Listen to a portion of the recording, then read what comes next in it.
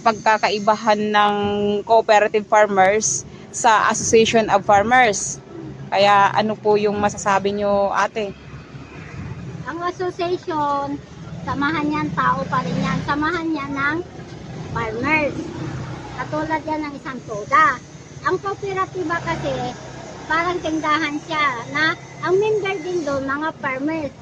Kung saan nandun yung produkto ng abono, produkto ng ponda, basta kung ano yung kagamitan, mga sangka para sa pambuki rin, doon ang gagamit na pwedeng utangin ng mga member sa mamabang halaga.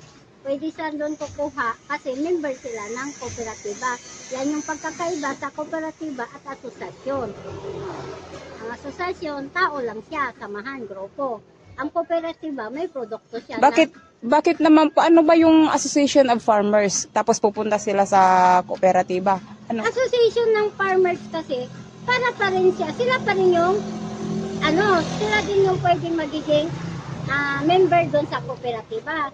Kaya nga tinatawag ng kooperatiba dahil nandun yung produkto.